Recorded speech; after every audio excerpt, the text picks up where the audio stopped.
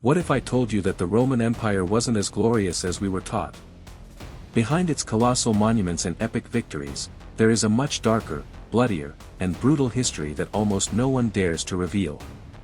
Today, we won't talk about the great military victories or the astonishing architecture we all know. Instead, we'll dive into the atrocities committed by Rome to maintain its power, from forgotten genocides to the death spectacles held before euphoric crowds. Because, in reality, the history of Rome is filled with shadows that marble could never completely hide. So if you're ready to discover the other side of the Imperial Rome, stay with us until the end. And if you're passionate about this kind of revealing historical content, don't forget to subscribe and leave your comment telling us which other civilization you'd like us to dismantle with historical truth. Get ready, because what you're about to see could forever change the way you view ancient Rome. Let's light the torches and step into the darkness of Rome. The sun blazed over the Mediterranean, and the dust of war already covered the ruins of a civilization. Carthage, a city that once rivaled Rome in trade, naval power, and political influence, was about to be erased. Not conquered, not subdued, but annihilated. For over a century, Rome and Carthage had fought in the infamous Punic Wars. But in the third and final of these wars, Rome decided that victory wasn't enough. This time, they didn't want a treaty. They wanted revenge. They wanted the name of Carthage to disappear even from future maps. Scipio Aemilianus, the Roman general in command, was tasked with carrying out this mission. For over 2 years, the Carthaginians resisted with a desperate mix of hunger, pride, and hope. But when the walls finally fell, what followed was an indescribable slaughter. It is estimated that over 150,000 people were massacred in the streets. Blood in the temples, fire in the libraries, muffled screams in the hallways of a city that knew it was living its last moments. The survivors, about 50,000, including women, children, and priests, were chained and sold as slaves. Carthage was not just defeated, it was dehumanized. But Rome did not stop there. In an act as symbolic as it was sinister, they ordered salt to be spread over the Carthaginian land. A clear message: nothing will grow here again. Not villages. Not temples. Not memory. Modern historians call it genocide. Rome called it glory. And for centuries, this act was silenced, as if brutality could be buried under columns of marble. But history doesn't forget. The ashes of Carthage still speak, if one is willing to listen. The Appian Way, one of the most important routes in the Roman Empire, was a symbol of connection, power, and progress. But in 71 BC, it became something much darker, a road of horror, where thousands of crucified bodies marked every step as a silent warning. It all started with a revolt. Spartacus, a Thracian gladiator, escaped from his slavery with a small group of companions. What began as a desperate flight turned into a colossal rebellion. In no time, more than 100,000 slaves joined his cause. They wanted freedom. They wanted dignity. They wanted to break the chains of the most feared empire of their time. For 2 years, they defeated Roman legions, burned villas, and sowed panic among the nobles. Rome was embarrassed. It could not allow slaves, considered inferior, to ridicule its authority. So it sent Marcus Licinius Crassus, an ambitious and brutal general, with one goal: to crush the rebellion at any cost. And he did. Spartacus died in battle. The survivors were captured. And then came the punishment. Crassus ordered 6,000 prisoners to be crucified along almost 200 kilometers between Rome and Capua. Each cross told a story of suffering. Men rotting under the sun, bodies torn apart by crows, eyes staring into the void. Crucifixion wasn't just an execution. It was prolonged public torture, a message of terror. Rome didn't just want to punish. It wanted everyone to see. To remember. To ensure no one would ever dare to challenge it again. And it worked. The slave revolt was crushed. But the image of those thousands of crosses, lined up like shadows in the stone, was forever etched into history. The Appian Way, once a symbol of grandeur, became a silent witness to the price of freedom.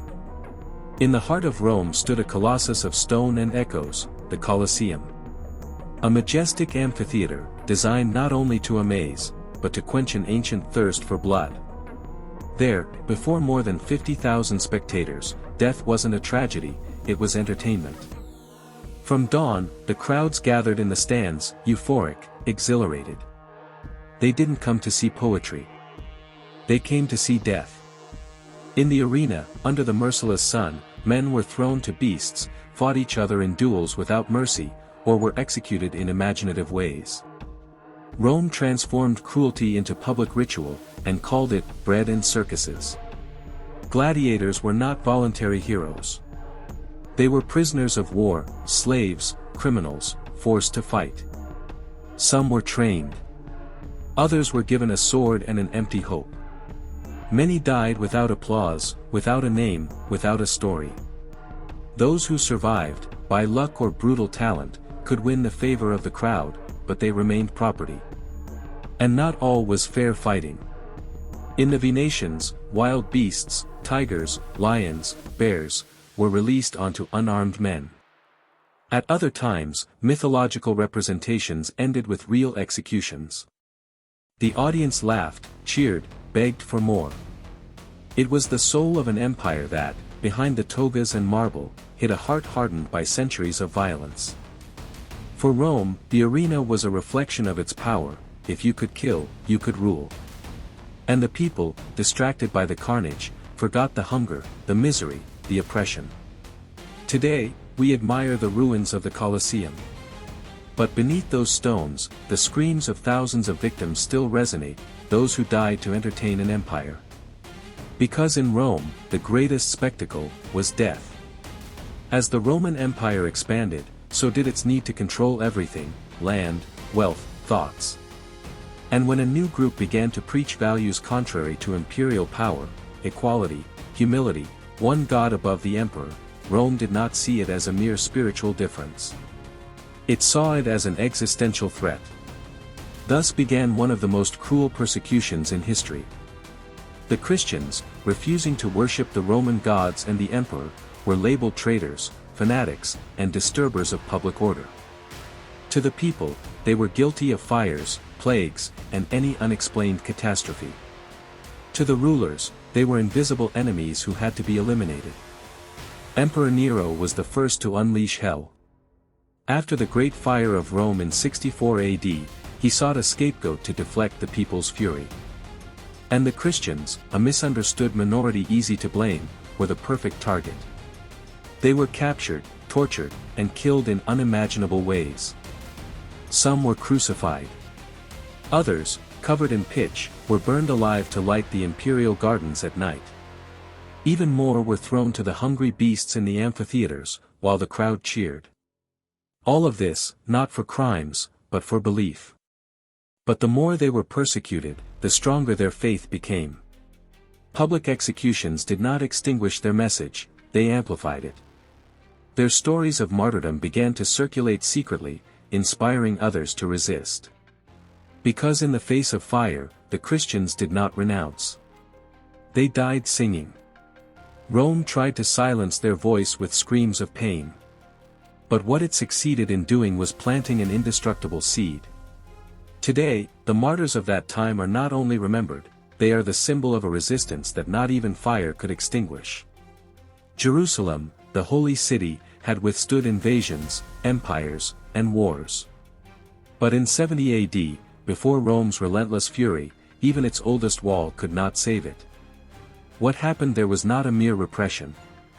It was a warning to the world. The conflict began when the Jews, tired of Roman domination and political and religious oppression, began a rebellion.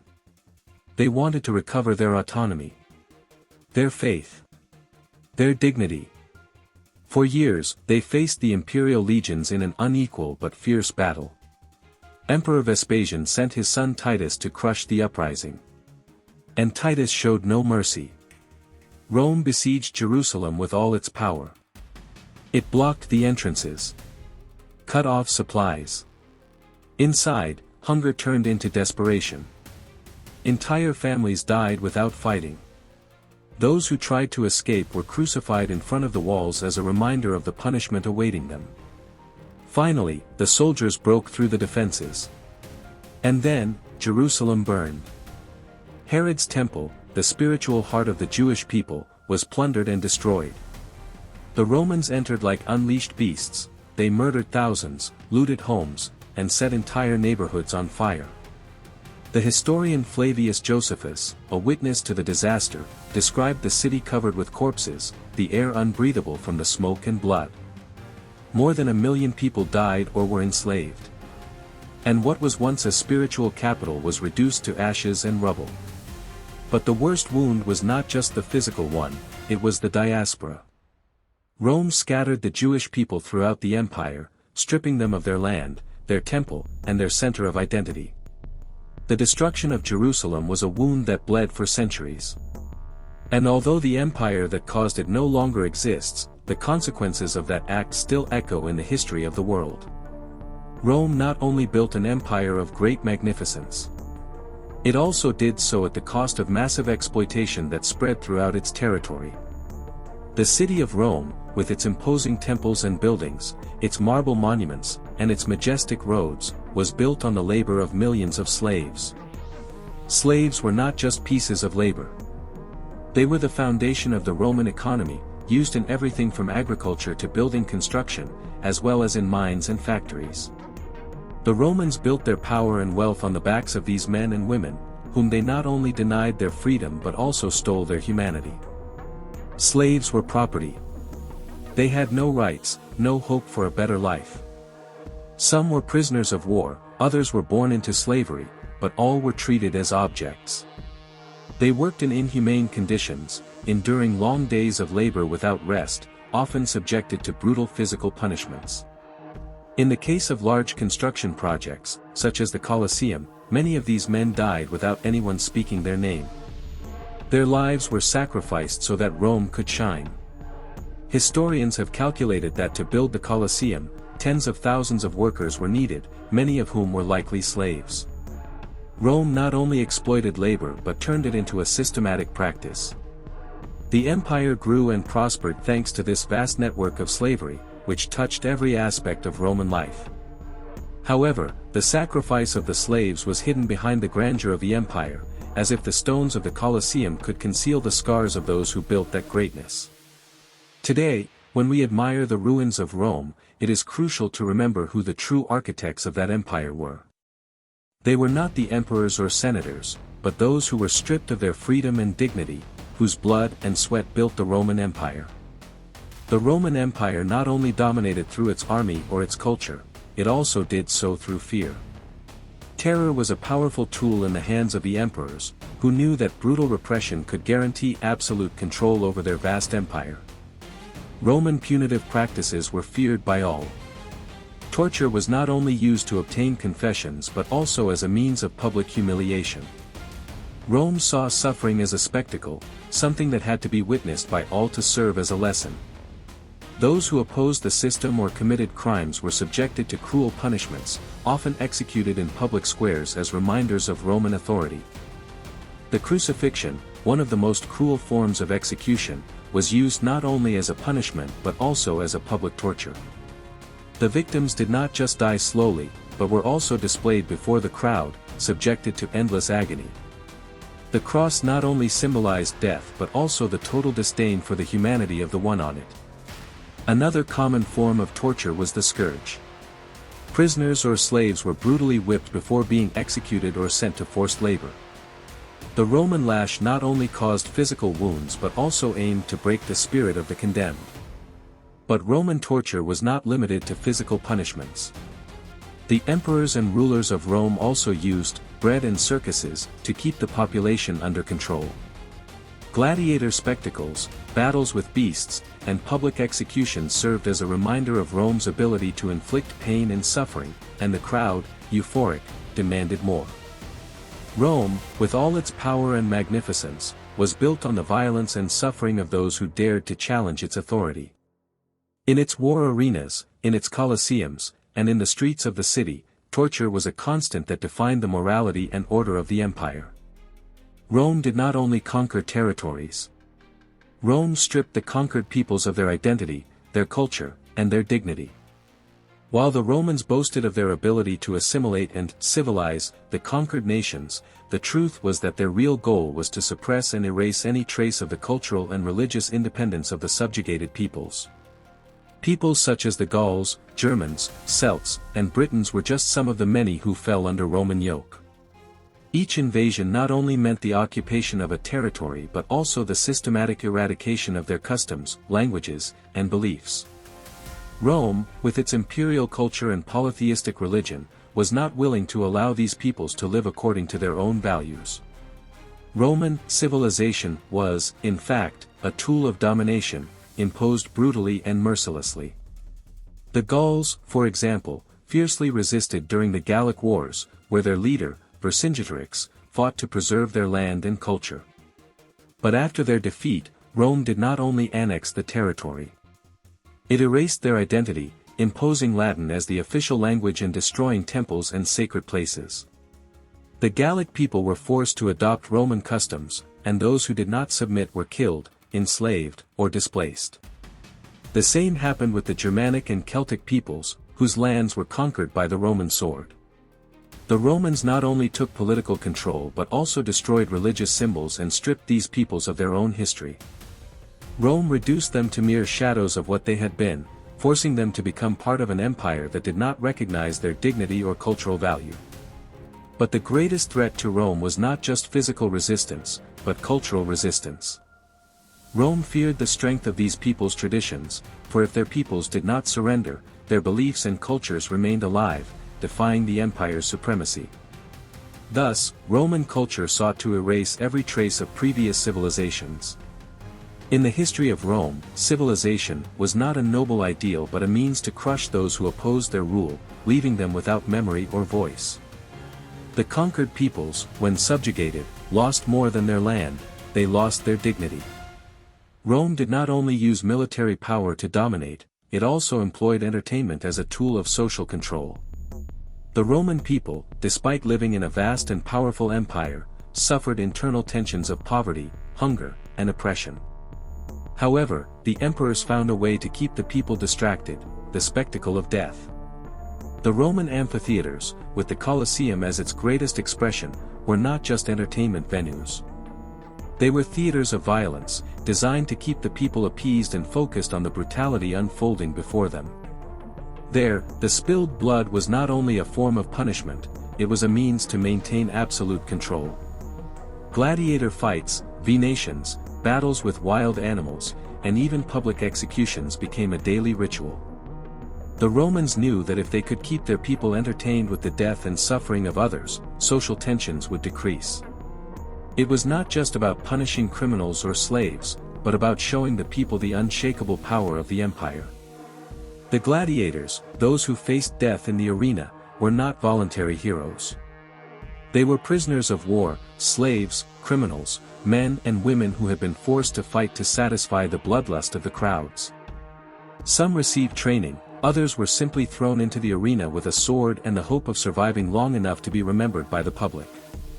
But even those who survived were nothing more than property of the empire, and their fate was always sealed. Depictions of death were not limited to gladiator battles. At times, wild animals such as lions, tigers, and bears were released upon unarmed prisoners, and the crowds cheered the spectacle. The bloodshed was not just entertainment but a symbol of Rome's absolute power. And while the people celebrated the suffering, the Roman elites continued with their policy of control without the people ever rebelling. The manipulation of the masses through these spectacles was so effective that, instead of questioning their living conditions, the people of Rome felt connected to the empire, united with Roman greatness through violence. What was an empire founded on brutality was presented as a superior civilization through the flesh and blood of the defeated. Rome built bridges, roads, and laws that still influence the modern world today. It created a civilization that, in its time, was admired for its greatness, organization, and power. But like all empires, Rome did not build its legacy without paying a price. That price was blood, oppression, and the destruction of those who stood in its way. For centuries, Rome dismantled entire cultures, eradicated beliefs, and dehumanized the peoples it conquered. From the genocide of Carthage to the massacre of Christians, from the public humiliation of rebels to the ruthless exploitation of slaves, the Roman Empire was built on a foundation of suffering and sacrifice. But today, when we look at the ruins of the Colosseum, the Roman Forum, or the temples still standing in the center of Rome, we do not just see stones and marble. We see the memory of all those who were sacrificed for the empire to reach its glory. We see the shadows of the thousands of victims whose stories were silenced by the roar of the crowd, by the applause of the spectators who delighted in death and suffering. The empire the Romans left us is not just the one of military victories and impressive engineering. It is also the one of forgotten victims, destroyed peoples, and lost souls on the path to civilization. The history of Rome is a lesson in power and oppression, of how an empire can become a legend, but at the cost of the lives of many. Today, the glory of Rome still lives in the minds of those who study its history, but so do the voices of those who could not tell their story. The ashes of Carthage, the shadows on the Appian Way, the sighs still heard in the stones of the Colosseum, all remind us that no empire is eternal. And that sometimes, the price of glory is too high. Rome left a legacy that many admire, its laws, its conquests, its advances in engineering and architecture. But behind its magnificence lies a much darker and more complex story. The traces of Rome's victims, those who were sacrificed in the name of power, remain in the stones that still stand. This journey through the brutality of the Roman Empire reminds us of a fundamental lesson: no empire is eternal. Although Rome built a civilization of greatness, the price that many paid for that glory to exist was immense and bloody. Today, the stones of the Colosseum still stand, but if we listen carefully, we do not just hear the wind. We hear the sighs of those who died to preserve dignity, those who were erased from history while Rome stood triumphantly. What do their stories teach us? What price are we willing to pay for glory? If this video has made you think differently about ancient Rome, or if you wish to continue exploring more fascinating historical stories, I invite you to subscribe to the channel. Don't forget to leave a comment telling us which other civilizations you would like to see dismantled with historical truth. See you in the next video. Thank you for accompanying this dark, but necessary journey.